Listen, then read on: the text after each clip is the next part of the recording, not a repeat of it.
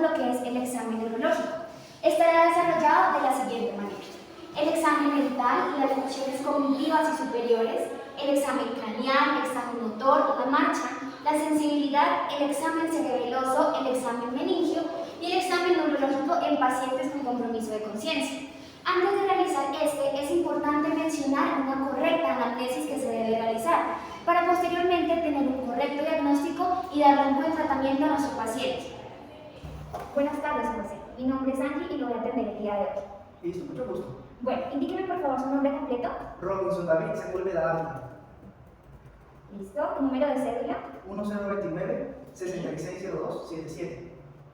¿Cuántos años tiene? 18. Listo. ¿Estado civil, por favor? Soltero. RH. O positivo. Escolaridad. ¿Su merced está estudiando? Yo estoy estudiando en la universidad, sí. Ok. ¿Dónde nació su merced? En Yopal. ¿Y ahorita está residiendo aquí en Tunja? Sí, señora. Listo. Cuéntenos por qué nos visita el día de hoy. Es que, doctora, a mí se me están olvidando platicar mucho las cosas. Listo. ¿Desde hace cuánto tiempo? Más o menos desde ahí como unos 3 meses, póngale. Perfecto. ¿Ha presentado algún dolor de cabeza, algún mareo? Sí, señora. ¿Y cuando tiene dolor de cabeza, en qué lugar le duele? Por aquí. Ok. ¿Y ese dolor cómo es? ¿Pulsátil, que usted siente como si le estuviera acá, como la venita? Sí, más o menos. ¿O que le oprime, o como un lancetazo? Como si me hicieran así, doctora, como pulsátil. Perfecto. ¿Le han hecho algún examen? ¿Esa es la primera vez que su merced consulta o ya No, es la primera vez que vengo a consulta. Listo, perfecto. Cuénteme, ¿en su familia alguien más ha presentado eso de olvidarse las cosas, de perder la memoria? Sí, señora. Listo. Bueno, vamos a hacerles unos exámenes y de ahí pues tomaremos la decisión a ver qué encontramos. Listo, doctora. Bueno, Muchísimas gracias, doctor. El primer ítem para evaluar en un examen neurológico es la conciencia, que es el estado de entendimiento y percepción que tiene una persona sobre sí misma y sobre su entorno.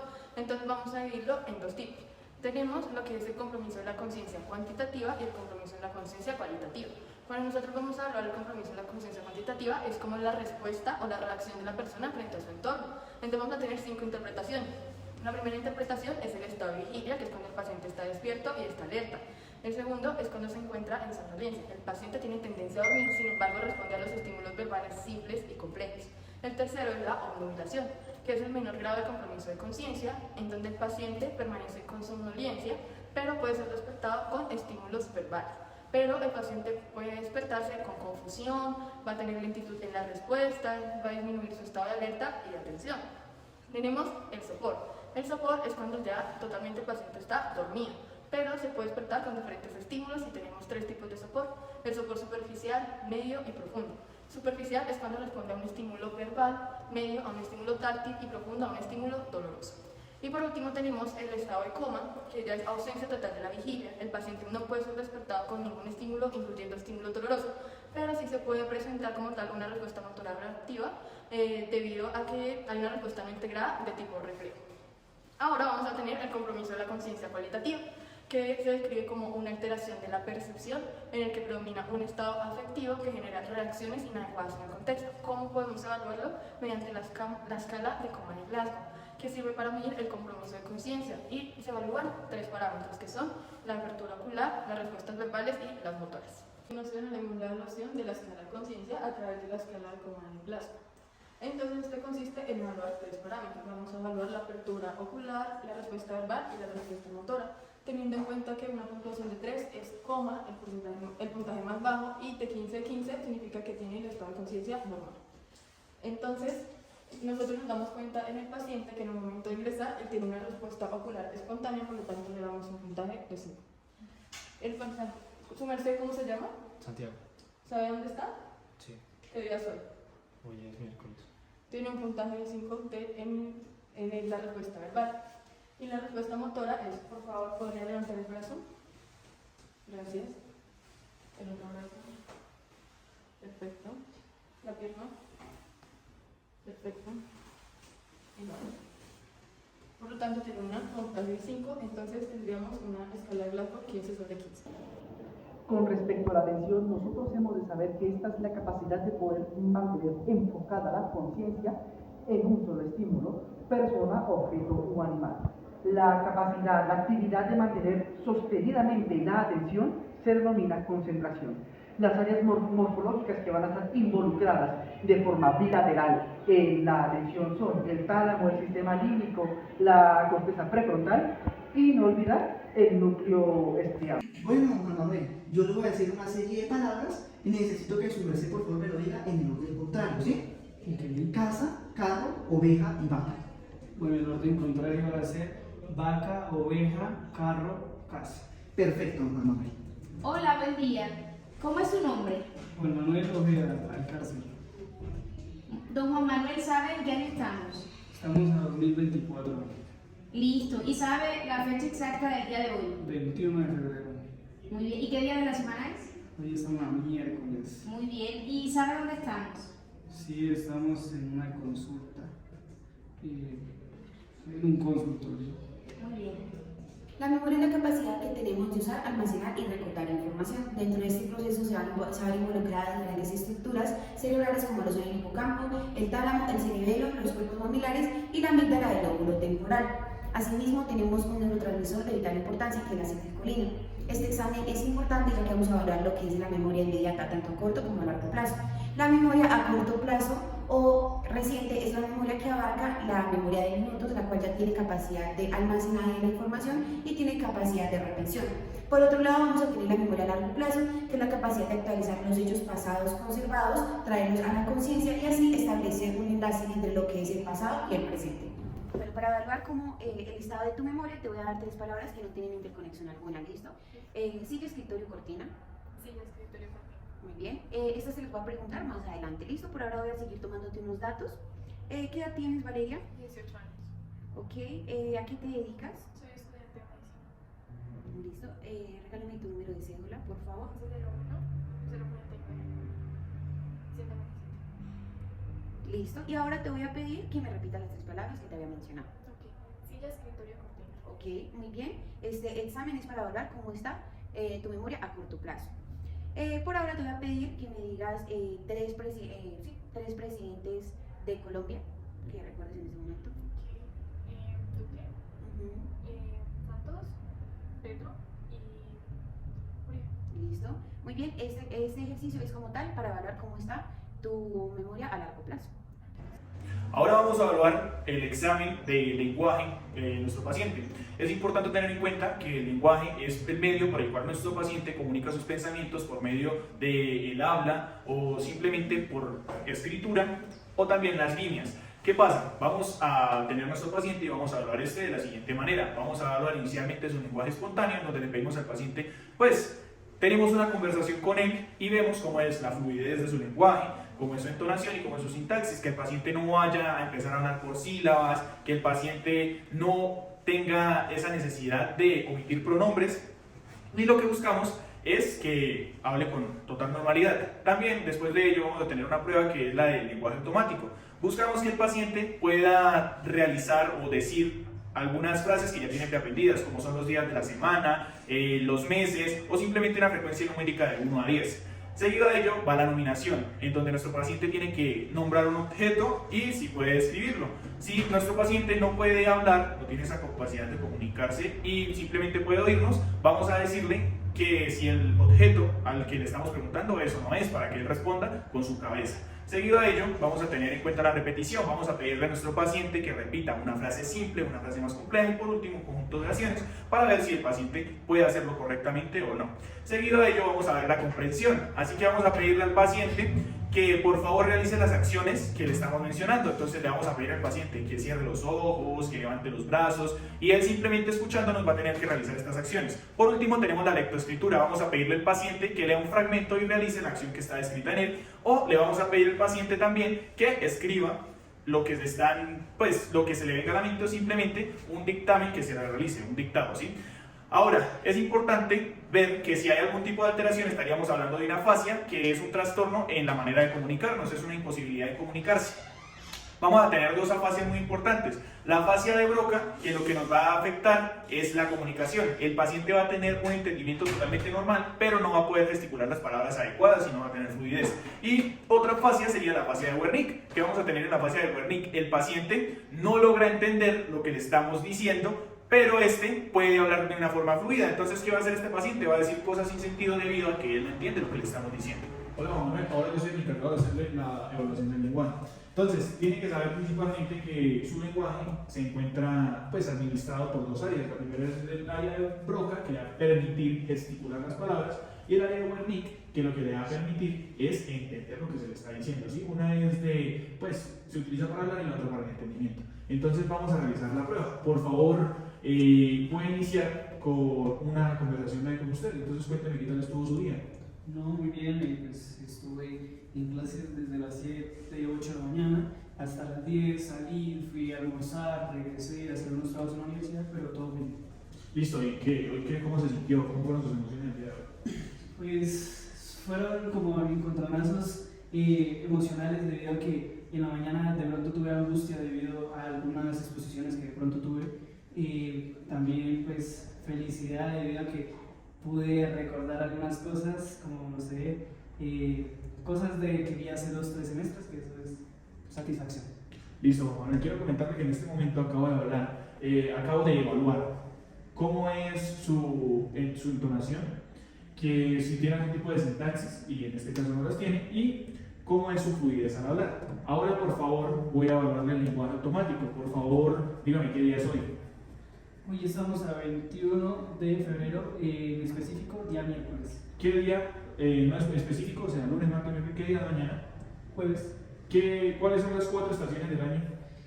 Verano, invierno, otoño y primavera. Y por favor, cuente del 1 al 10. 1, 2, 3, 4, 5, 6, 7, 8, 9 y 10. Listo, ahora por favor vamos a pasar a la nominación de objetos. Entonces, dígame, ¿qué es esto? Eso es un computador. ¿Qué color es?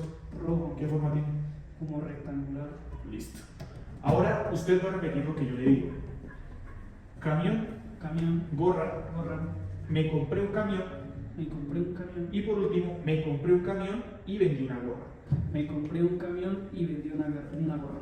Bueno, ahora es importante tener en cuenta que vamos a hablar de su entendimiento, ¿sí? Entonces, cierre los ojos y realice las siguientes actividades que voy a nombrarle. Levante las manos, extiéndalas hacia la derecha, hacia la izquierda, cierre los ojos, abra los ojos, parpadee, levante las cejas. Ok, entonces su entendimiento está totalmente normal. Entonces ahora le va a hacer una lectoescrita. Por favor, lea lo que dice acá. Cognición social. Acá.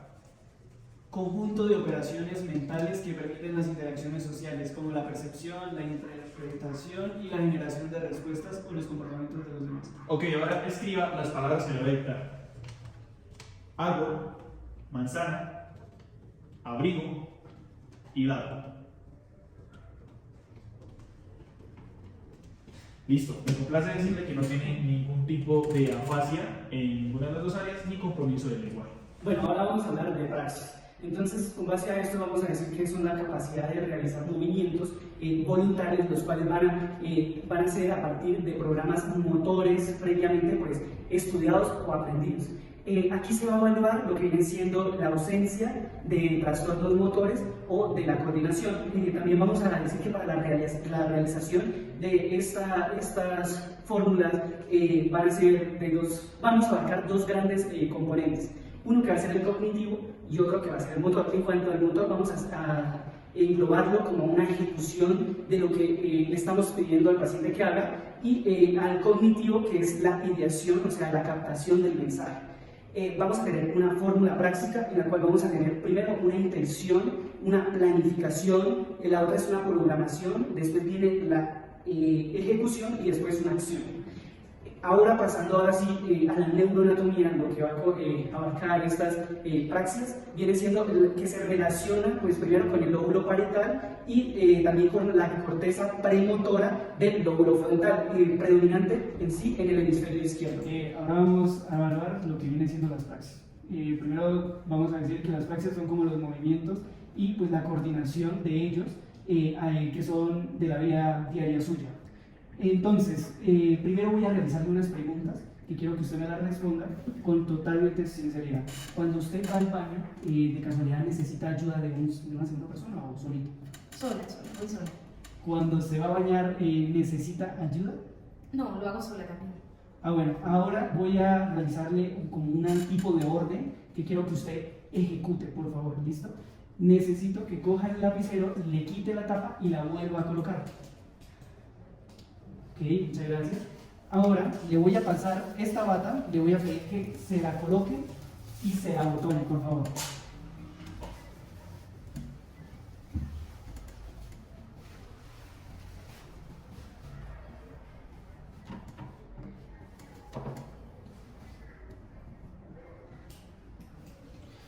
Bueno, ahora necesito que se la desabotone y se la quite por las medias.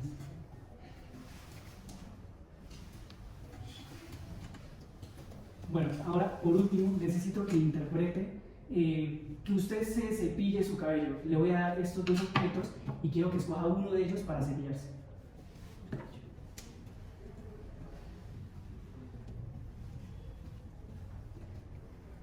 ¿Listo? Bueno, con respecto pues, a la paciente, vamos a decir que no vamos a tener ninguna praxia ni constructiva, ni ideomotora, ni de ideación. La habilidad visoespacial es esa habilidad que tenemos los seres humanos de poder distinguir la posición relativa de los objetos. Acá se van a integrar varias vías y varias estructuras importantes. Principalmente vamos a encontrar tres funciones, que son la motora, la visual y la espacial. También vamos a encontrar vías como la vía visual ventral y la vía visual dorsal. Entonces en estas vías se van a conjugar lóbulos, como en la vía visual ventral vamos a encontrar el occipito temporal y en la vía visual dorsal vamos a encontrar el occipito parietal. También tenemos que tener en cuenta que al momento de examinar al paciente, la principal lesión que vamos a poder encontrar en él es la ausencia de uno de los hemiespacios. Principalmente va a ser el izquierdo. Más adelante vamos a ver por qué es el izquierdo principalmente. También esta falta en uno de los hemiespacios se va a denominar heminegligencia. Esta heminegligencia puede detectarse cuando el paciente no presenta espontaneidad al generarle un estímulo que normalmente va a estar contralateral al lugar de la lesión. Vamos a evaluar lo que es la habilidad visoespacial. Esta habilidad hace referencia a la capacidad que tenemos los seres humanos de poder identificar los objetos y las posiciones relativas que tienen estos objetos. Entonces, la principal alteración que se va a presentar a nivel de la habilidad visoespacial va a ser cuando el paciente no identifique uno de los hemiespacios. Principalmente se va a generar a nivel del hemiespacio izquierdo. Esto se va a denominar, o la patología va a recibir el nombre de heminegligencia. Entonces, ¿por qué a nivel del hemiespacio izquierdo? Porque los hemisferios controlan los hemiespacios de manera diferente. Vamos a tener que el hemisferio izquierdo va a controlar lo que es el hemiespacio derecho, mientras que el hemisferio derecho controla tanto el hemiespacio derecho como el hemiespacio izquierdo. Por tanto, una lesión a nivel del hemisferio izquierdo no tiene tanta relevancia porque el hemisferio derecho va a suplir lo que se está perdiendo a nivel del hemiespacio derecho, mientras que una lesión a nivel del hemisferio derecho pues sí tiene mucha relevancia porque no se va a poder suplir el hemiespacio izquierdo. Entonces, vamos a realizar una serie de pruebas donde te voy a indicar qué vas a hacer y vamos a evaluarte. Bueno, primero te voy a hacer unas preguntas. Entonces, vamos a evaluar la orientación espacial. ¿Me puedes decir si alguna vez has sentido que te pierdes dentro de tu misma casa o que no reconoces tu barrio, tu ciudad? Sí, siento que a veces me pasa, pero pienso que como que es algo muy común, de pronto podría decirlo así. Vale, pero ¿sientes que no lo identificas completamente? ¿Que no, estás completamente perdida? solo como por un momento, parcialmente, y ya como que retomo en sí. Ah, ok. Bueno, ahora te voy a realizar otra prueba en la cual voy a hacerte la prueba del punto medio. Entonces, en esta línea me vas a identificar cuál es la mitad exacta de la línea.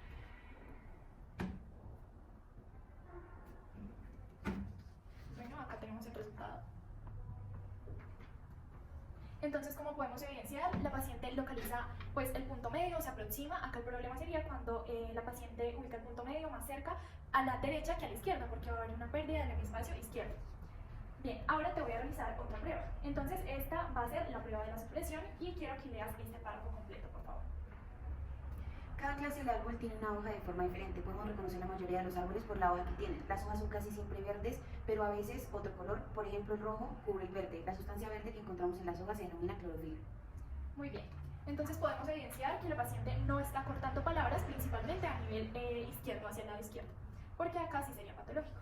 Ahora te voy a pedir que dibujes en esta parte el plano del lugar donde estamos, como tú lo puedes ver, pero pues algo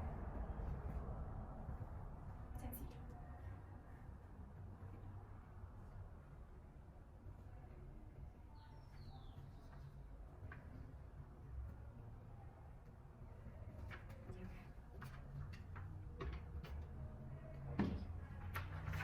Entonces, bueno, este fue el dibujo. Ahora te voy a evaluar otro punto, entonces la localización de los objetos. Entonces, por favor, ¿me puedes decir qué está más cerca? Si esta silla o el tablero. Esta silla, Muy bien. ¿Me puedes decir qué es más grande, ese tablero o este? este tablero.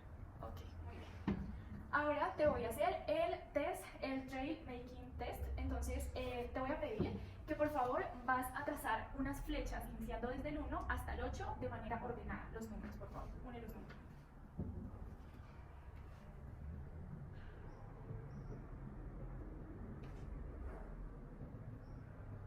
Bien. Ahora vas a unir un número con una letra. Entonces, el primer número con la primera letra del abecedario y así consecutivamente. Entonces, después el 2 con la segunda letra del abecedario.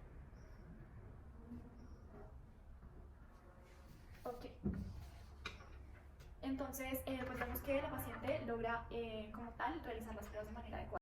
Listo, bueno, jamás va a evaluar su control inhibitorio, entonces quiero ver su capacidad parcial o total para seguir órdenes o deseos. Entonces, por favor, para empezar, va a poner sus manos sobre la mesa y cuando usted escuche 2 golpes va a levantar un dedo, cuando usted escuche uno solo no hace nada.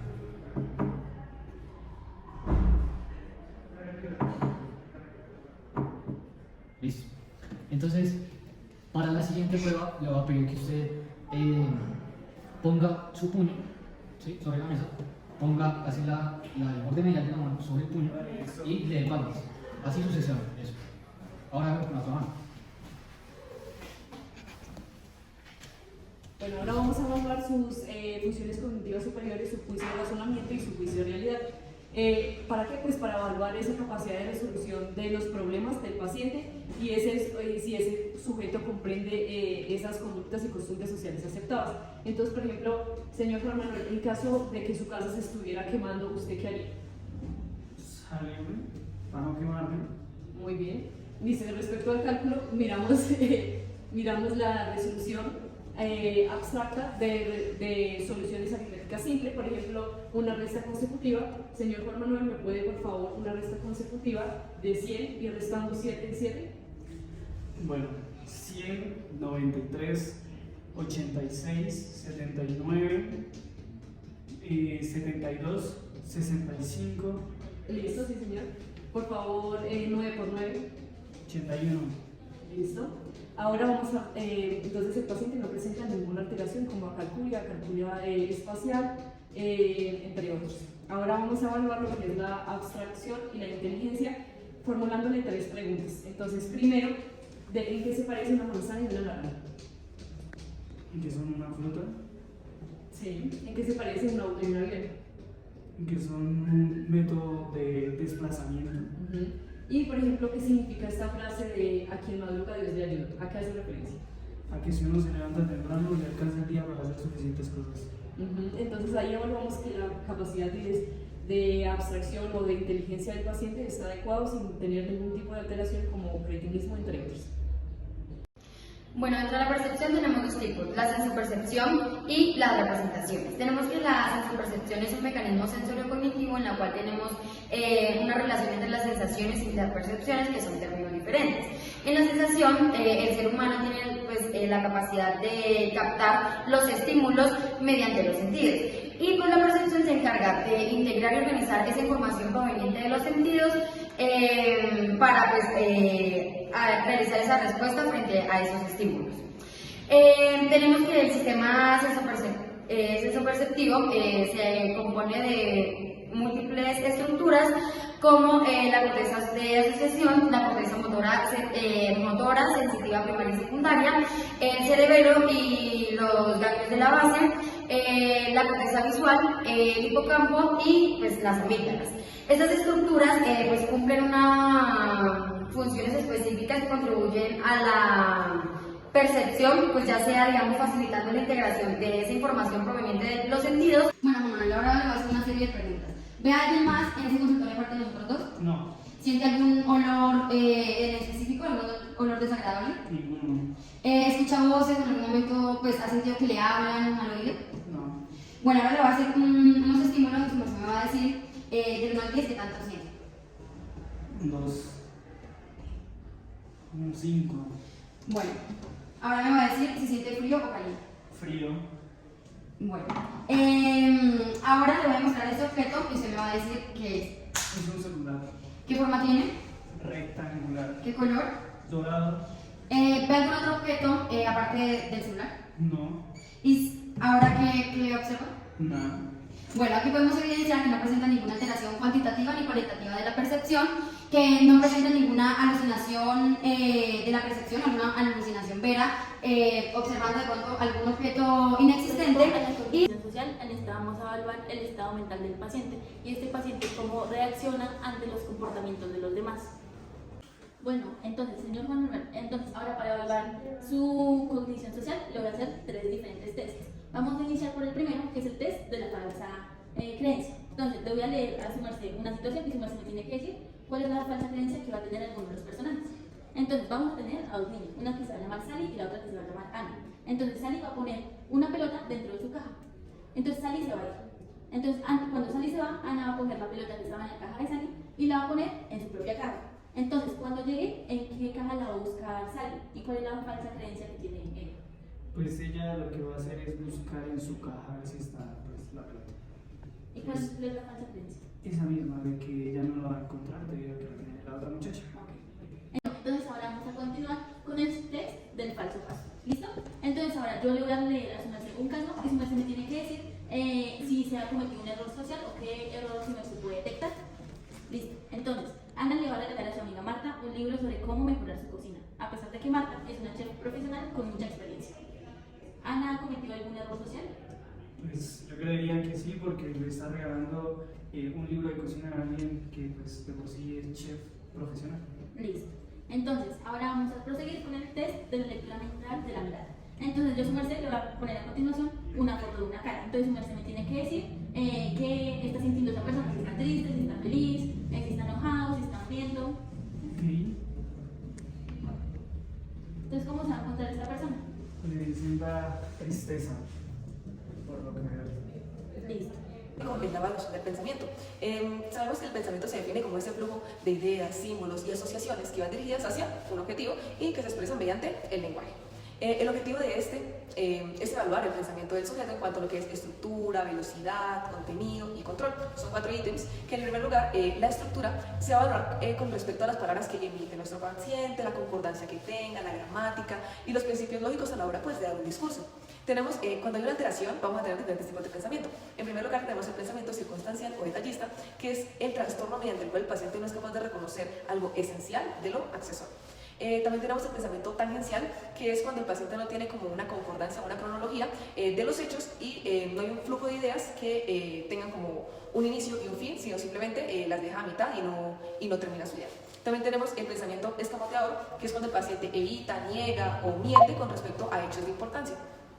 Y es evidente pues, para el entrevistador. Y también tenemos el pensamiento concreto, que es cuando el paciente no tiene la capacidad de la abstracción y la generalización de diferentes temas. Entonces, con respecto al contenido, este hace referencia a esas ideas que son parte de un tema central y que son importantes para la vida del paciente, pero como ya lo he dicho, no tiene como una cronología, una concordancia y no tiene como un final, sino es una idea, por eso es como una idea vaga. En esta alteración tenemos la idea delirante, que es un pensamiento absurdo pues con respecto a diferentes temas. También se evalúa la velocidad del pensamiento y este es pensar en una función, el pensamiento que tenga una persona con respecto a un tiempo determinado. Hay que tener en cuenta si el paciente habla lo suficientemente pausado, lo suficientemente rápido o muy lento a la hora de expresar una idea o dar un concepto. Una alteración de esta tenemos la taquipsia y la bradipsiquia. La taquipsiquia es cuando el paciente no tiene como tiene esa capacidad de hablar muy rápido y de pensar rápido, y la bradipsiquia es de la capacidad de pensar lento. Con respecto al control, se dice que el ser humano tiene esa capacidad de dominar aquello que piensa y reconocer lo que son las ideas propias que es capaz de controlar. Y por por último, la velocidad del pensamiento. Esta se entiende como ese curso de pensar en función del tiempo. Se manifiesta en el paciente internamente mediante afirmaciones, como por ejemplo son siendo mis pensamientos muy acelerados, no puedo parar de pensar en esto, no puedo parar de pensar en aquello. Tenemos dos tipos de alteraciones que son la taquipsiquia y la bradipsiquia. La taquipsiquia se define como ese aumento de la velocidad de pensamiento que puede llevar a una persona a una fuga de ideas. Y la bradipsiquia es lo contrario, la disminución de la velocidad de pensamiento. Con respecto al control, se dice que el ser humano tiene la capacidad de dominar todo aquello que piensa y reconoce lo que son las ideas propias, que es capaz de controlarlas. Tenemos tres tipos de alteraciones. En primer lugar tenemos la obsesión. La obsesión es una idea recurrente, intrusiva, en la que el paciente no puede ni controlar ni liberarse. Entonces, tenemos un ejemplo de esta que son las ocurrencias obsesivas, donde el paciente puede manifestar como todas las personas están contaminadas, hay gérmenes por todos lados. También tenemos los recuerdos obsesivos, que es cuando el paciente dice si no hubiera hecho tal cosa, si no hubiera hecho de tal manera, qué hubiera pasado si. Entonces, esas son ese tipo de ideas. También tenemos, por otro lado, una alteración que es la compulsión. La compulsión es un impulso a realizar determinados actos de persistencia incontrolables que pueden estar relacionados a una idea obsesiva. Por ejemplo, un paciente que va repetitivamente a irse, digamos, a un lugar, a ir a mirarse, digamos, la luz está apagada, si el gas está cerrado, no solamente lo hace una vez, sino es repetitivamente después de ya haber confirmado que, digamos, la luz está apagada o que el gas está cerrado. Y por último lugar tenemos la fobia. La fobia es ese temor frente a situaciones o objetos. Por ejemplo, sería un ejemplo de eso sería la agorafobia, que es el temor obsesivo a lugares que son abiertos, como por ejemplo las calles, las plazas, entre otros. Ahora, para llevar a cabo el examen del pensamiento, vamos a tener en cuenta dos de los 4 ítems que hemos mencionado. ¿Cuáles son los que no se van a tener en cuenta en el sentido de que el paciente no nos lo va a decir directamente, pero nosotros como examinador lo debemos diferir? Es el control y la velocidad. Los que sí vamos a evaluar y los que el paciente nos va a decir por medio de una narrativa van a ser la estructura y el contenido. Entonces, vamos a hacerlo de la siguiente manera. Juanita, yo quiero que tú me relates una historia que te haya pasado, que tú quieras contarme. Bueno, doctora, hace poquito tuve una invitación a una fiesta de 15 años. Entonces yo recibí la invitación y pues decidí ir. Entonces lo que hice fue empezar a arreglarme y todo. Y más o menos a eso de las 8 de la noche, pues mis papás me llevaron como tal a la fiesta. Allá pues primero una sesión de fotos, después fue la comida, el baile, y pues ya alrededor de la 1 de la mañana pues ya me volví como tal a mi casa. En este punto podemos ver que Juanita tiene un hilo y lleva el hilo y tiene una cronología con respecto a los hechos que está abordando. Tiene concordancia, usa palabras adecuadas a la hora de formar las oraciones y los conectores, hace que la historia tenga un sentido, por decirlo así. Y pues también podemos evidenciar que tiene uso de la lógica. Eso con respecto a la estructura. Con respecto al contenido, le vamos a preguntar, Juanita, ¿puedes contarme detalladamente qué hiciste ayer? Bueno, ayer me levanté temprano, como alrededor de las 5 de la mañana, desayuné a las 7, me alisté, me bañé y pues salí a eso de las 8 a la universidad para encontrarme con una amiga y estudiar. Después, más o menos a las 12, pues me regresé a almorzar y volví a las 2 a clase, estuve 2 a 6 en clase y después de las 6 me volví a mi casa y más o menos a las 8 de la noche me dormí. Ok, en esta parte podemos evidenciar que Juanita tiene una idea central, es decir, en lo que se basó su día de ayer. No hay una incongruencia en la narrativa, no hay una desviación del tema y pues tiene un previo recuerdo de un evento pasado, en este caso pues lo más cercano, el día de ayer. Así, de esta manera pues podemos evaluar estos dos. Con respecto a la velocidad, vemos que ella usa una velocidad de una persona normal, no es ni muy rápida ni muy pausada, hace uso de términos que usan las personas en su vida cotidiana. Con respecto al control, tiene un buen control de lo que es la formulación de las palabras, tiene un buen control con respecto a su tono de voz, con respecto a sus expresiones faciales, no hay una alteración con respecto a lo que es el estado emocional. Vemos que es una expresión muy neutra debido a que no es un evento el cual genere algún tipo de alteración. Para empezar, la examinación de los pares canales. La primera parte canal que se va a examinar es el nervio olfatorio. El nervio olfatorio tiene un origen real en las células epiteliales de la mucosa, mientras que tiene un origen aparente en la cara inferior del bulbo olfatorio. El trayecto empieza cuando las células de la mucosa nasal atraviesan lo que son las perforaciones del hueso etmoides, van a perforar lo que es el bulbo olfatorio y posteriormente se va a convertir en lo que es el tracto olfatorio. El tracto olfatorio, en lo que es la sustancia perforada, se va a dividir en estría olfatoria medial y en estría olfatoria lateral.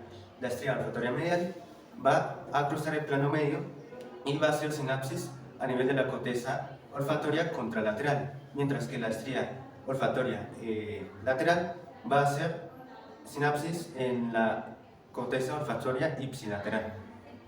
Algunas alteraciones de este nervio craneal es la fantosmia, la hiposmia, la anosmia, la hiperosmia, la cacosmia y la parosmia. Estos pueden ser causados por una fractura en lo que es el hueso etmoides, una fractura en la fosa orbitaria anterior o algún tumor en el lóbulo frontal. Bueno, Juan Manuel, ahora vamos a revisarte lo que es el olfato. Entonces, para ello necesito que cierres los ojos, tapes una de tus fosas nasales y me diga qué huele. ¿Qué hueles? Canela. Ahora, Café. tápate la otra. ¿Qué hueles? Chocolate. Tápate la otra. ¿Qué hueles? Chocolate. Listo. Entonces podemos ver que el paciente no presenta ninguna anosmia ni ninguna parosmia y responde a estímulos olorosos. Vamos a hablar del segundo par craneal, el nervio óptico. Vamos a tener en cuenta que su origen real son las células ganglionares de la retina y su origen aparente es el ángulo anterior del quiasma óptico. En su recorrido tenemos los dos ojos y vamos a tener fibras nerviosas que van a ser nasales y otras que van a ser temporales. Las temporales van a seguir todo su recorrido ipsilateral y las nasales estas dos van a formar el nervio óptico. Las nasales se van a cruzar para formar el quiasma óptico y la que iba del lado izquierdo va a pasar al lado derecho y del lado derecho al lado izquierdo, solamente las fibras nasales. Estas dos nos van a formar los tractos ópticos. Y una vez llegan los tractos ópticos al cuerpo geniculado lateral del tálamo, se van a ir en radiaciones hacia la corteza visual primaria. En algunas de sus manifestaciones clínicas tenemos las hemianopsias, que pueden ser homónimas o heteromónimas, y las cuadrantanopsias, que simplemente es la pérdida o alteración de la visión en algunos cuadrantes. Y pues, ¿qué nos puede causar esto? Diferentes tipos de tumores relacionados con la afectación de la vía visual, intoxicaciones, la radiación, el glaucoma y algunas otras patologías. Hola Pablo, ahora te voy a evaluar tu segundo par craneal en 3 aspectos: agudeza visual, campimetría y fondo de ojo. Entonces, no vas a sacar las tablas de nene y por favor, ten esto en tu mano. Cuando te indique que te ocluses alguno de los dos ojos, por favor lo haces. Procura no hacerte presión, simplemente ponértelo al frente, ¿ok? Entonces, por favor, ¿me podrías decir qué dice en esta línea? E. En esta línea. PZU. En esta línea. PLED. En esta. CFPDE. En esta. FED-CPZ. En esta línea, Paula. LDPZ-FS. Y en esta. DTFOE-CLP. Ok, entonces tienes una agudeza visual de 20/20, entonces estás en un rango totalmente normal. Ahora, por favor, con el oclusor te puedes ocluir el ojo derecho. ¿Qué dice esta línea? E. En esta. PZU. En esta. PLED. En esta. CFPDE. En esta. LDPZFS. Y en esta. DTFOE-CLP. Ahora, por favor, puedes hacer lo mismo con tu ojo derecho o contrario, por favor. E. FP. PZU. PLED. CFPDE. FED. CFZ. LDF-ZFS. DTFOE-CLP. Ok, Paula, entonces tus ojos también, pues cada uno independientemente tiene una agudeza visual de 20/20. Ahora te va a realizar un examen que se basa, se identifica como la campimetría. ¿En qué se basa? Tienes que mirarme fijamente a los ojos y yo voy a llevar mi marcador hacia los extremos, hacia vertical y pues hacia una zona inferior, ¿sí? Así que cuando lo dejes de ver, por favor me avisas, ¿ok, Paula? Entonces, por favor me avisas cuando lo dejes de ver. Ya. Ahora nuevamente. Ya. Ok, ahora en un ángulo vertical. Ya. Y por último. Ya. Vale, Paula, ahora por favor te puedes sentar en la camilla. Para concluir con nuestro examen de segundo par craneal, te voy a realizar un examen de fondo de ojo, ¿listo? Entonces, por favor, mira un punto fijo al frente.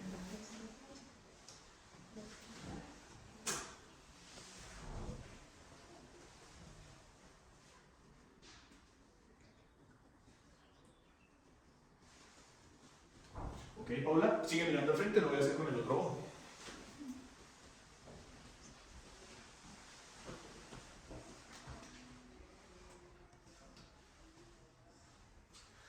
Ok, Paula, entonces te comento. Agudeza visual, todo normal. En el caso de la campimetría tienes un buen campo visual. Y por último, en tu fondo de ojo, tu mácula está en condiciones normales. Se alcanza a ver tu nervio óptico y todos tus vasos no presentan ningún tipo de alteraciones, sino que se encuentran de una forma normal. Bueno, el tercer parte, que es el nervio oculomotor, tiene su origen real en el núcleo parasimpático accesorio y en el núcleo motor principal. El origen aparente es en la fosa interpeduncular. Este par va a atravesar lo que es el núcleo rojo, va a emerger de la fosa interpeduncular y va a pasar superior a la arteria cerebelosa superior y a la arteria cerebral posterior. Posterior a esto va a ingresar en la fosa craneal media, pasando lateralmente por el seno cavernoso. Después de esto va a ingresar a la fosa orbitaria superior y va a dar dos ramas. La que sería la rama superior va a inervar el recto superior y el músculo elevador del párpado, y la rama inferior va a inervar el recto inferior, el recto medial, el oblicuo inferior, el músculo ciliar y el músculo constrictor de la pupila. La clínica de un paciente con una afectación de este nervio va a ser fotofobia, ptosis palpebral, midriasis, un estrabismo de tipo divergente y la visión borrosa. La lesión de este par se puede dar principalmente por una lesión ocasionada a nivel de la fosa orbitaria superior o del seno cavernoso. Esto podría ser por un traumatismo, por un aneurisma cerebral, por una hemorragia, por una neuropatía diabética y demás patologías. Acerca del cuarto par craneal, vamos a tener que su origen aparente va a estar en la cara posterior del pedúnculo cerebral y su origen real va a estar en los núcleos del nervio troclear. Entonces vamos a encontrar que este va a comenzar su recorrido contralateral al mesencéfalo, para luego pasar por la parte posterior del tallo cerebral. Luego de esto va a atravesar el seno cavernoso para pasar por la fisura orbitaria superior e inervar el músculo oblicuo superior. Entonces, en la clínica asociada a este nervio vamos a tener que va a tener diplopías y estrabismos divergentes. Entonces, estos pueden ser causados ya sean por hemorragias en el seno cavernoso, trombos en el seno cavernoso o por traumatismos craneoencefálicos. Respecto al sexto par craneal, tenemos que el origen real es el núcleo del nervio abducens y que su origen aparente es el subcurvo continuo. Respecto a su trayecto, tenemos que desciende el puente y mete el subcurvo continuo, pasa hacia adelante a través del seno cavernoso por detrás de la arteria carótida interna, penetra en la fosa orbitaria superior, llegando a la cavidad orbitaria donde va a inervar al recto lateral. Respecto a su cuadro clínico con una lesión, se va a observar lo que es una oftalmoplegia, un estrabismo convergente y lo que es una diplopía.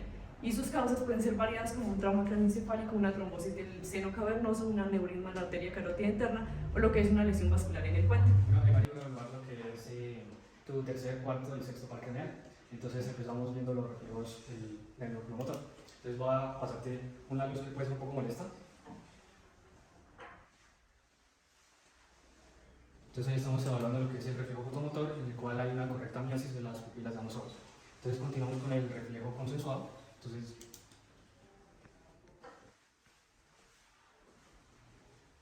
se evidencia que hay una respuesta a la luz en el lado contrario, donde no tiene pasado la luz. Entonces también hay una miasis de la pupila contraria. Para el reflejo de acumulación te voy a pedir que mires un objeto lejano y luego cuando yo te ponga este objeto te concentras en ese objeto. ¿Listo? Entonces dale, mira un objeto lejano. ¿Otra vez? Listo. Ahora vamos a hablar de lo que son los movimientos oculares. En este vamos a hablar de lo que es el tercero, cuarto y sexto. Entonces te voy a pedir que sigas esta linterna con los ojos, sin moverme la cabeza. Entonces evidenciamos que los músculos que se encargan de realizar los movimientos oculares están correctamente inervados, no presentan ninguna alteración que sea de tipo un estrabismo de tipo convergente, divergente. Vemos que no hay una diplopía, no hay una visión borrosa y hay un correcto reflejo de todos los reflejos del nervio oculomotor. Hablando ahora del quinto par craneal, se conoce como el trigémino. Este tiene un origen real en el núcleo motor del trigémino, un núcleo sensitivo que se va a dividir en tres partes principales: el espinal, el principal y el mesencefálico. A partir de allí va a tener un origen aparente que se ubica en la cara anteroinferior de la protuberancia, donde va a iniciar su trayecto buscando la fosa craneal posterior y luego va a buscar la porción petrosa del temporal. Llega a la impresión trigeminal, donde se va a apoyar el ganglio del trigémino, dando sus tres ramas principales. La primera, que es la oftálmica, que va a salir por la fisura orbitaria superior; la segunda, que es la maxilar, que va a salir por el foramen redondo; y la tercera, la mandibular, que va a salir por el foramen oval. También podemos conocer la clínica del paciente, donde se va a presentar una neuralgia del trigémino, también se pueden perder los reflejos corneanos, el nasal, el maceterino, o también se puede presentar que el paciente llegue a tener una parálisis de los músculos masticatorios. ¿Cuáles causas pueden haber? Un tumor que presione el ganglio del trigémino, también una neuralgia posherpética o también una aneurisma. Buenas tardes, vamos a evaluarte lo que es el quinto par craneal. Para ello vamos a empezar con la sensibilidad, donde vamos a necesitar este elemento que no te va a doler. Vamos a observarlo primero encima de las cejas. ¿Qué sientes ahí? Por favor, cierra los ojos. ¿Qué sientes acá? Como una pollita. ¿Acá? Lo mismo. ¿Sientes lo mismo acá que acá? Sí. ¿Qué sientes ahí? También. También Una pollita. Ok. ¿Acá? Lo mismo. ¿Sientes lo mismo acá que acá? Sí. ¿Acá qué sientes? Una pollita. ¿Acá? También. ¿Sientes lo mismo acá que acá? Sí. Listo. Ahora te voy a evaluarlo con esta otra parte que tampoco te va a doler. ¿Qué sientes acá? Una presión. Y acá. Lo mismo. ¿Sientes lo mismo acá que acá? Sí. Ahora acá, ¿qué sientes? También una presión. Y acá. ¿Sientes lo mismo acá que acá? Sí. ¿Qué sientes acá? Una presión. Y acá. También una presión. ¿Sientes lo mismo acá que acá? Sí. Listo. Con esto podemos evaluar que la sensibilidad tanto protopática como epicrítica va a estar conservada en las 3 ramas del trigémino. Ahora vamos a evaluar lo que es el reflejo corneal. Para eso necesitamos un algodón, mira este algodoncito, donde, por favor, abre bien grande los ojos y mira a un punto fijo hacia arriba.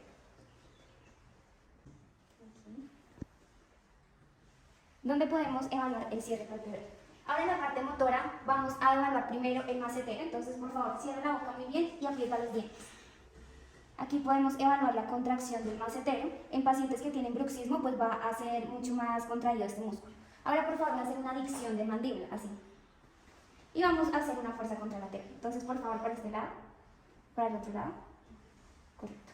Y por último evaluamos lo que es el reflejo maceterino. Abre un poco la boca. Podemos ver cómo el paciente hace un cierre de mandíbula. Entonces, tanto el reflejo corneano como el maceterino están conservados. Vamos a hablar del séptimo par craneal, que es el facial. Entonces, vamos a empezar con los orígenes. Este tiene un origen real en 4 núcleos, que va a ser el núcleo motor principal, el núcleo parasimpático, que se divide en el núcleo salivar superior y en el núcleo lagrimal, y el núcleo solitario. Va a tener un origen aparente, que va a ser el surco bulbo continuo. Ahora, ¿cómo es el recorrido de este nervio? Este va a constar de una raíz motora y de una raíz sensitiva. Las fibras de la raíz motora lo que van a hacer es que se van a ir hacia atrás alrededor de lo que es la cara medial del núcleo del sexto par craneal, que es antúceps. Pasan alrededor del núcleo por debajo del colículo facial en el piso del cuarto ventrículo. Después de esto lo que hacen es que pasan en dirección anterior hasta emerger por fuera del tallo cerebral. Las dos raíces emergen por el surco bulbo continuo, con un trayecto lateral en la fosa craneal posterior con el nervio vestibulococlear. Y lo que hacen es que van a penetrar el conducto auditivo interno en lo que es la parte petrosa del hueso temporal. Posteriormente van a entrar al canal facial y tienen un trayecto que va a ser lateral a través del oído interno en la pared medial de la cavidad timpánica. Acá se va a formar lo que es el ganglio geniculado sensitivo en la pared posterior de la cavidad timpánica.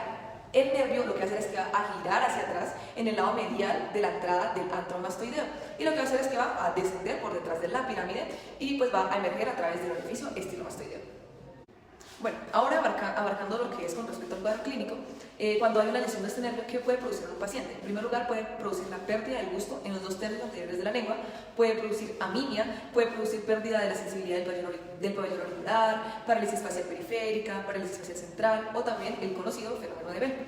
¿Cuáles van a ser las causas por las cuales se va a lesionar este nervio? Puede ser, por ejemplo, por cáncer de la glándula parótida, también por tumefacción de este nervio, también por un accidente cerebrovascular, un traumatismo, un tumor cerebral, entre otros. El día de hoy vamos a hablar del séptimo par craneal. Para esto vamos a tener en cuenta 3 ítems que van a ser tu función motora, tu función sensitiva y tus reflejos. Entonces, para la función motora, primero te voy a pedir que levantes tus cejas lo más alto que puedas. Ahora, arruga la frente, arruga la nariz, puedes mostrar tus dientes, puedes mover tu boca, hacer como si silbas.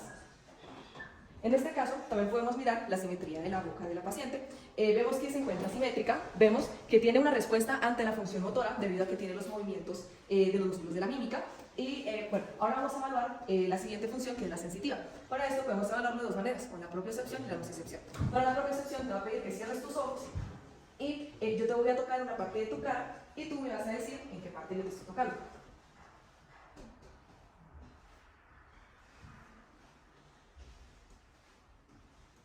Vemos que la paciente tiene una correcta propiocepción debido a que sabe en qué lugar se ha aplicado el estímulo. También hay otro que olvidé mencionar, que es el motor, donde se le va a pedir a la paciente que cierre sus ojos. Entonces, que cierres tus ojos y hagas fuerza y yo te voy a hacer presión hacia arriba y no te vas a dejar abrir tus ojos. Entonces vemos que la paciente tiene esta función motora de manera adecuada. Entonces, ahora también vamos a evaluar dos reflejos. En el pasado ya habíamos evaluado el reflejo corneano. Este podemos evaluarlo también en este parcranial, pero de una manera un poco diferente, que es así. Vemos que la paciente parpadeó, significa que tiene una respuesta ante este reflejo. El siguiente reflejo es el nasopalpebral. Este consiste en que vamos a realizar un estímulo en la nariz del paciente y vamos a obtener una respuesta, que va a ser esta. Vemos que la paciente tiene movimiento de los párpados y de su globo ocular al realizar este estímulo. Por otro lado, en este también se van a evaluar los 2/3 anteriores de la lengua. Vamos a realizarlo con 3 sabores y la paciente nos va a referir qué sabor siente. Entonces saca la lengua. ¿Qué sientes? Como dulce.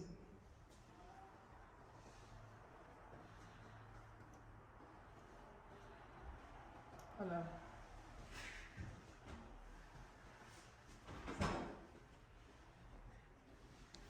Así. Entonces, vemos que en este caso la paciente refirió los 3 sabores, los cuales fueron dados por el entrevistador y pues tuvo una respuesta adecuada. No hay presencia de ninguna alteración como la hipogeusia y la ageusia, debido pues a que tiene la percepción correcta de los sabores. Bueno, a continuación hablaré sobre el octavo parcranial o el vestíbulo coclear, que tiene 2 orígenes reales. El origen del coclear se encuentra en el ganglio de Corti y el vestibular en el ganglio de Scarpa. Y el origen aparente es el surco bulbopontino. Entonces, el recorrido del coclear es que penetra en la superficie anterior del tallo cerebral en el surco bulbopontino, sobre la parte lateral del nervio facial. Este emerge separado por el nervio vestibular en el puente y se divide en unas ramas para el núcleo coclear posterior y el núcleo coclear anterior. En vestibular, las fibras del nervio vestibular son los procesos centrales de las células nerviosas que se localizan en el ganglio vestibular que están en el conducto auditivo interno. Penetran en la superficie anterior del tallo cerebral por el surco bulbopontino cuando entran en el complejo nuclear vestibular. Las fibras se dividen en fibras cortas ascendentes y en largas descendentes. Y un pequeño número de fibras pasa directamente hasta el cerebelo a través del pedúnculo cerebeloso inferior. El cuadro clínico que se puede presentar en una lesión de este par craneal es hipoacusia, tinnitus, nistagmo, vértigo, el romper positivo y sordera de percepción. Una de las causas puede ser un tumor, una lesión vascular, un traumatismo. A continuación vamos a hablar del octavo par craneal, que es el vestíbulo coclear. Buenas tardes. Bueno, a continuación voy a hacerte una prueba sobre tu audición, ¿listo? Entonces, la primera consiste en el test del susurro. Entonces yo te voy a dar una serie de letras de números 3 y solo tienes 2 oportunidades. Si haces solo una vez bien, es porque tienes una eficiencia. Si haces las 2 bien, estás bien. Entonces, A3, 4. 2, 5, 6. bien. Listo. Ahora te voy a hacer otra prueba de audición que consiste en la prueba de los dedos. Entonces yo voy a hacer unos sonidos y me dices hasta dónde lo vas a escuchar.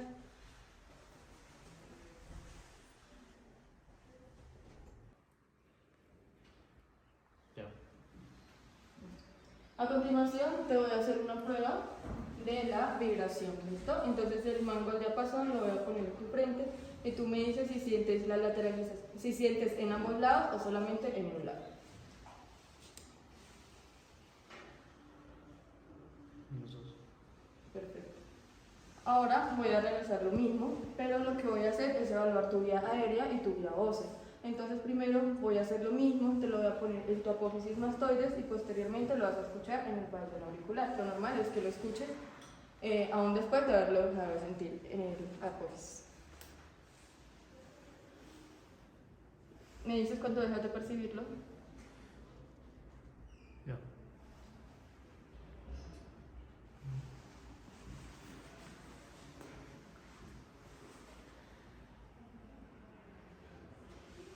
Ya. Listo. Ahora vamos a evaluar tu vestibular. Entonces necesito que por favor te pares. Te vas a hacer acá. Da la vuelta. Y necesito que por favor camines en línea recta con los ojos cerrados. Perfecto. Ahora necesito que cierren los ojos. A seguir con el noveno par craneal o el glosofaringeo. En cuanto al origen real, tenemos que va a estar en el núcleo del tracto solitario, en el núcleo salivar inferior y en el núcleo motor principal. En cuanto al origen aparente, se va a encontrar en el surco retroolivar. Para el trayecto vamos a tener que emerger del surco retroolivar, va a pasar lateralmente por la fosa craneal posterior, acompañado de la vena yugular interna y la arteria carótida interna, la cual va a descender por la parte superior del cuello hasta llegar al borde superior del músculo estilofaríngeo, donde aquí va a llegar hacia los músculos constrictores superior y medio de la faringe, que van a dar ramos sensitivos hacia la mucosa de la faringe y hacia el tercio posterior de la lengua. Dentro del cuadro clínico, cuando se lesiona este nervio, vamos a encontrar disartria, disfagia, serostomía, pérdida del gusto en el tercio posterior de la lengua, pérdida del reflejo nauseoso, a causa de fracturas en la base del cráneo, tumores e infecciones en la garganta. Respecto al décimo par, el vago, tenemos que su origen real es el núcleo ambiguo, solitario y dorsal del vago. Respecto a su origen aparente, tenemos que ser el surco retroolivar. Bueno, el décimo par o el vago pues va a emerger de lo que es el surco retroolivar, va a pasar por la fosa craneal posterior, va a abandonar el cráneo por el foramen yugular, va a descender y se va a unir con lo que es el nervio accesorio para formar los ramos laringeos y faringeos recurrentes. Posterior a esto va a descender por el cuello, va a pasar por la vaina carotidia, pasando por el lado de la vena yugular y la arteria carótida. En esta parte va a dividir y a dar su rama izquierda y derecha. Bueno, respecto a su rama derecha, tenemos que él va a penetrar el tórax, después pasa por la raíz pulmonar derecha para formar ese plexo pulmonar, después pasa por la parte posterior del esófago formando el plexo esofágico, después penetra el diafragma, después inerva la parte posterior del estómago y gracias a sus ramas celíacas, mesentéricas y renales va a inervar eso que es el duodeno, hígado, riñones, intestino delgado y el tercio caudal del colon transverso.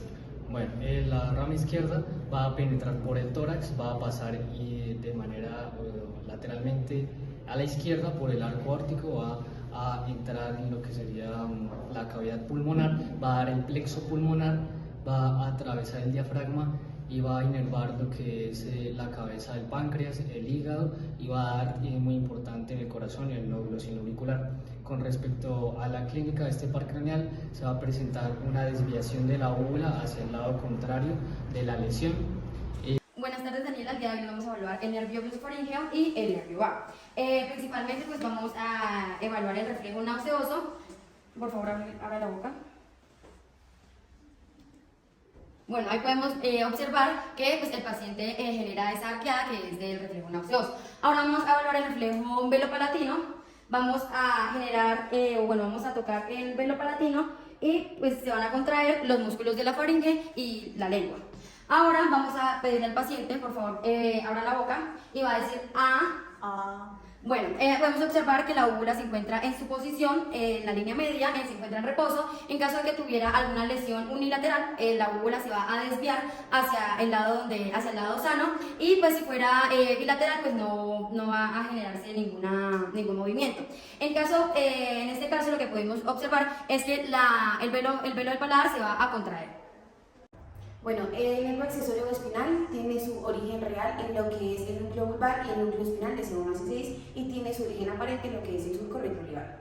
Bueno, este nervio está compuesto por dos raíces, inicialmente la raíz espinal, que como le dice su nombre sale de la médula espinal. Estas raíces forman un tronco nervioso que van a ingresar al cráneo por medio de lo que es el agujero magno y lateralmente se va a unir a la raíz craneal. Estas dos emergen del cráneo por lo que es el orificio yugular. Otra vez aquí vuelven y se separan y la rama craneal se une al vago para formar ramas laringeas y faringeas recurrentes que van a ir al paladar blando, la faringe y la laringe, mientras que la raíz espinal se va a ir hasta inferior hacia lateral, entrando por la base del esternocleidomastoideo, al cual inerva, pasa al triángulo posterior y va hacia el trapecio, que también inerva. En un paciente que tiene compromiso de este nervio craneal, vamos a ver la parálisis de los músculos esternocleidomastoideos, el trapecio, lo que es el hombro caído y pues esto se ocasiona debido a heridas de arma blanca, heridas de fuego, también luxación de la clavícula, hay faringiomas, lipomas, mastenia gravis y pues entre otras causas. Bueno, esta actualidad que vamos a examinar tu onceavo par craneal, que es el accesorio, este se encarga como tal de la inervación del esternocleidomastoideo y del trapecio. Entonces principalmente te voy a pedir que hagas una rotación hacia la derecha mientras yo voy a hacer una fuerza contra la izquierda. ¿Listo? Listo. Ahora sí, izquierda. Listo, perfecto. Entonces la contracción de este músculo permite la rotación normal de la cabeza. Podemos ver que el movimiento es simétrico y vence la resistencia. Ahora para la evaluación del músculo trapecio, voy a pedirte que encojas tus hombros y yo voy a hacer una fuerza, una resistencia sobre ellos. Listo, perfecto. Entonces aquí nos podemos dar cuenta que la fuerza es simétrica y pues vence la resistencia, sería una fuerza 5 sobre 5. El decimosegundo par craneal o nervio craneal es el nervio hipogloso. Tiene su origen real en el núcleo del nervio hipogloso ubicado en el bulbo raquídeo y su origen aparente en el surco preolivar. Emerge del cráneo a través del foramen hipogloso, siguiendo su trayecto entre la arteria carótida interna y la vena yugular interna. Extiende algunas de sus fibras para interactuar con el plexo cervical y dar inervación a los músculos infrayoideos, y el resto de sus fibras se dirigen hacia la lengua para dar inervación a sus músculos y de esta forma dar movimiento y forma a la lengua. Cuando se lesiona este nervio, podemos encontrar una atrofia muscular de la lengua, una desviación de la lengua hacia el lado lesionado, y esto puede deberse a patologías como la esclerosis lateral amiotrófica, a lesiones vasculares, a tumores. Hola Juan, buenas tardes. Vamos a evaluar el decimosegundo par craneal, que es el hipogloso. Entonces para eso necesito que abras tu boca, saca la lengua por favor, llévala hacia arriba, pero afuera, saca y lleva eso, hacia un lado, llévala hacia eso, bien. ¿Listo? Ahora me vas a hacer fuerza por dentro de la boca, de este lado, aquí en la mano, con la lengua. Eso es, y ahora de este lado. Listo, Juan, está completamente normal, tu par craneal hipogloso. Listo, Valeria. Ahora voy a evaluar según la escala de fuerza muscular, que va de 0 a 5, donde 0 es no tiene nada de fuerza muscular y 5 es que vence la resistencia, muestra la fuerza de tus miembros superiores e inferiores. Entonces, inicialmente, por favor, podrías tratar de separar las piernas. Listo. Ahora, por favor, podrías levantar tu pierna. Listo. Ahora, por favor, te puedes sentar. Y bajar la pierna, por favor. Extiende los brazos. Por favor, puedes levantar mi mano, superar la presión que estoy haciendo. Listo. Ahora, por favor, puedes abrir los brazos y superarla. Listo. Ok, entonces, en la segunda escala de fuerza muscular, tanto el miembro superior como el inferior, presentas una designación de 5 sobre 5. Bueno, seguido la prueba de fuerza muscular, ahora se van a realizar unas maniobras para detectar las mismas paredes. Bueno, Juan Manuel, ¿puede por favor extender los brazos en formación, cerrar sus ojos? Bueno, en esto se va a evidenciar pues, que él logre mantener sus extremidades superiores por un tiempo, y si hay alguna falencia, una de sus extremidades va a descender con más rapidez que la otra. ¿Se ponen los ojos? Esa es la prueba de Ningasini para miembro superior. Ahora, por favor, para pasar el cúbito ventral. Por favor, puede formar un ángulo recto con tu muslo. Okay. Esta es la prueba Barré, en la cual se va a detectar también parecias. Se supone que pues, el paciente debe durar el mayor tiempo posible estando así. Si llega a bajar una de sus extremidades inferiores, ya pues, presenta alguna parecia. Ahora, por favor, repartir el cúbito primo y tratar de extender las piernas y separarlas un poco. Exacto. Y lo mismo, o sea, lo que se va a detectar es alguna prueba mínima de parecia. Si llega a bajar alguna de sus extremidades inferiores, por favor, puede cerrar los ojos.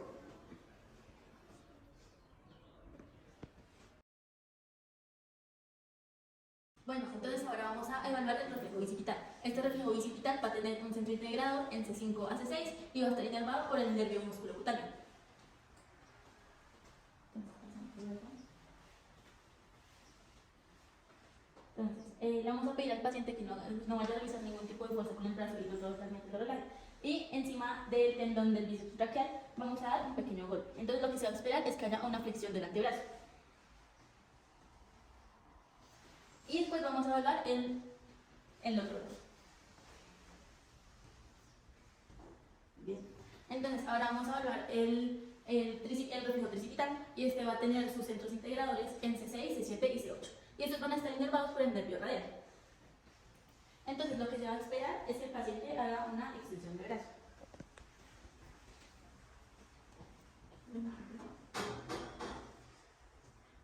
Entonces va a ser a 2 centímetros del olecrán.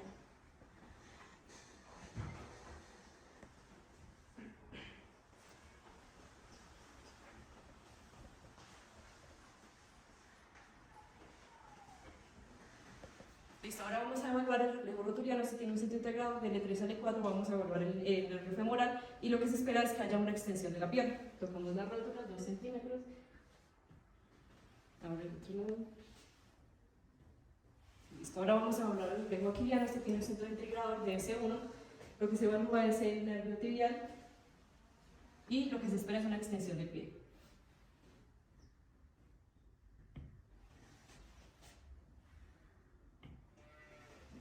Bueno, ahora vamos a evaluar el reflejo cutáneo abdominal, el cual tiene como centro integrador desde T8 hasta T12. Vamos a subir un poco. Y lo que se espera es el movimiento de la pared abdominal que va a alar el ombligo hacia el cuadrante estimulado.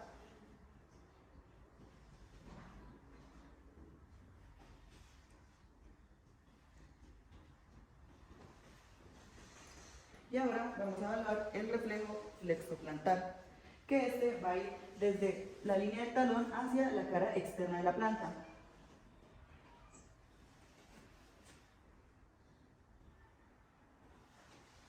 Lo que se espera con esto es observar si hay un signo de Babinski, que en adultos sería un signo patológico. Bueno, entonces en cuanto a la marcha, lo primero que tenemos que tener en cuenta es cómo ingresó el paciente. Por ejemplo, Silvana no presenta ningún tipo de ortopédico como apoyo, tampoco ingresó en silla de ruedas. Ahora le vamos a pedir, por favor, Silvana, te puedes poner de pie y me vas a acompañar acá.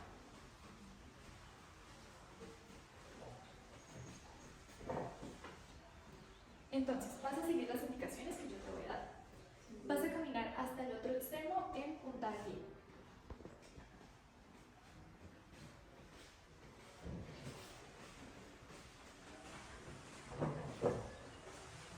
Ahora te vas a devolver, pero en talón.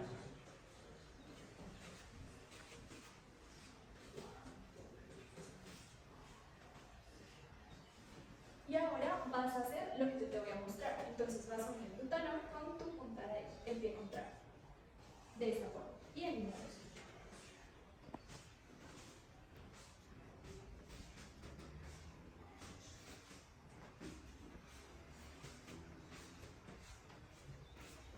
Bueno, como podemos observar, el paciente no presenta ningún tipo de anomalía en su marcha, su polígono de sustentación está normal, tampoco tiende a lateralizarse ni tampoco a caerse, controla tanto su cabeza como su tronco y sus ojos, sus movimientos pues son normales y eso significa que no hay ninguna afección o lesión a nivel de cerebelo, ni tampoco en las vías extrapiramidales, a nivel de la corteza motora propiamente, ni tampoco en vías ascendentes o descendentes. Buenas tardes, Juan Manuel. Voy a hacerte el examen de inicio. Para ello, por favor, voy a necesitar que hagas una rotación de tu cabeza hacia el lado izquierdo, ahora hacia el lado derecho, y que hagas una flexión y trates de tocar tu pecho. Listo. Por favor, acuesta tu boca arriba acá. Primero iniciamos baja los pies, iniciamos evaluando la rigidez bucal. Lleva tu cabeza hacia el pecho, por favor. Listo.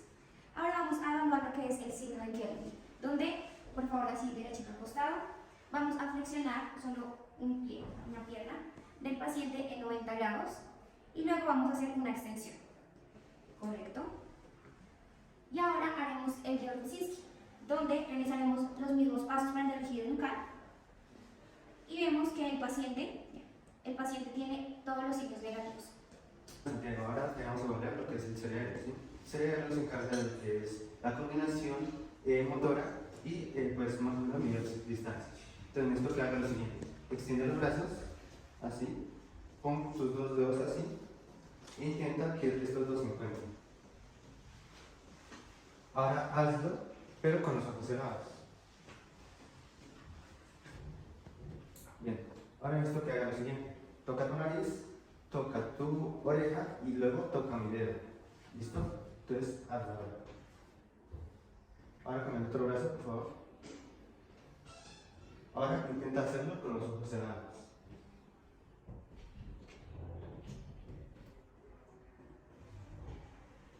Listo. Ahora necesito que pongas tu brazo así. Necesito que hagas una fuerza contra ti, ¿sí? Y yo en algún momento lo voy a afectar, ¿sí? Entonces vamos a ver cómo reacciona. ¿Listo? Ahora. ¿Listo? Ahora vamos a hacerlo con otro brazo. Listo. Ahora necesito que te acuestes Entonces, necesito que tu talón toque tu oído, ¿sí? E intenta bajarla por este borde, ¿sí? Y luego subirla. Otra vez, pero más rápido. Intenta hacerlo otra vez más rápido. ¿Listo? Ahora hazlo con tu otro pierna. Listo. Ahora ven, párate. Párate, por favor. Cierra los ojos. Listo. Ahora necesito que abras los ojos, camines hasta allá y te devuelvas con los ojos cerrados.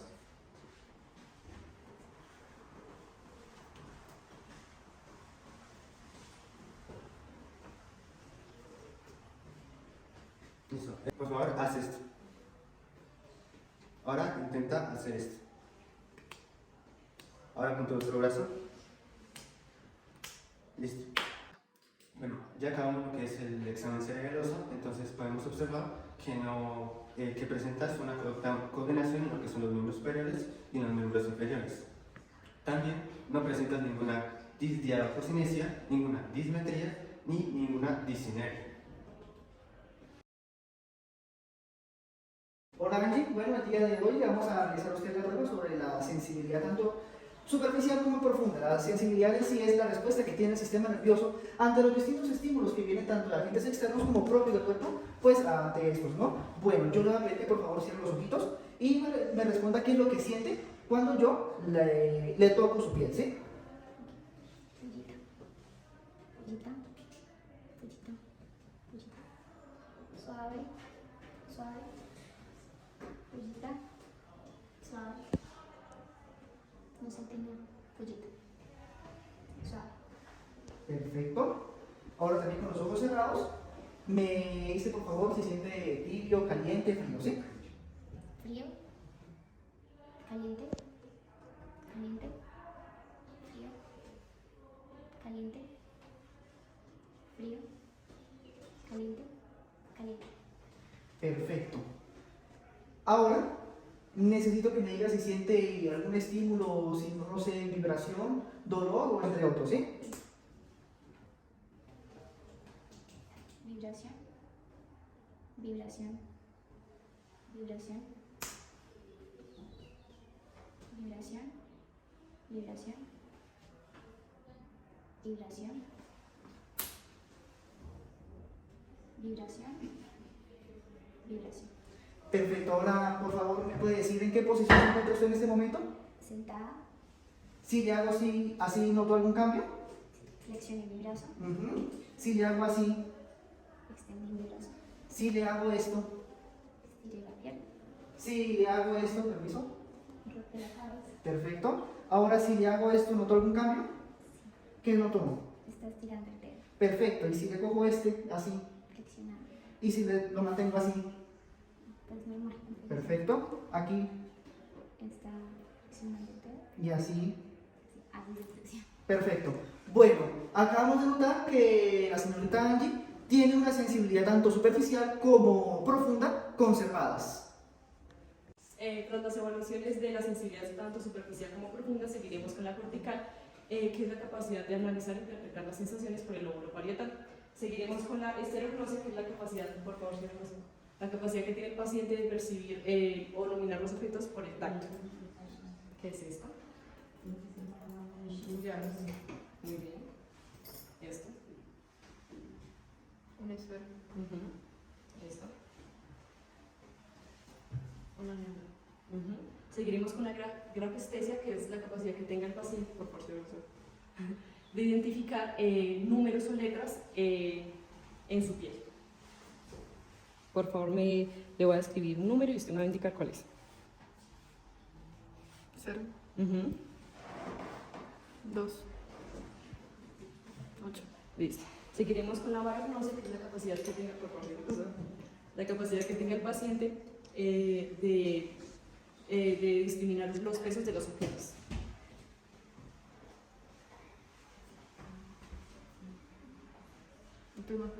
Este. Listo. Y seguiremos con la discriminación de dos puntos, en los cuales le voy a pedir al paciente que cierre los ojos, por favor. Y en varias partes de su cuerpo voy a proceder a pinchar dos puntos y usted me va a decir más o menos dónde están y en qué parte.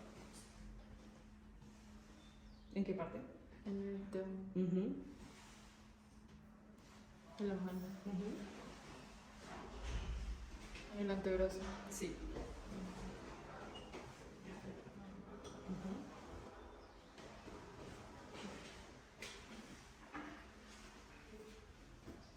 Entonces tenemos que la paciente tiene una buena sensibilidad cortical, no presentando las acné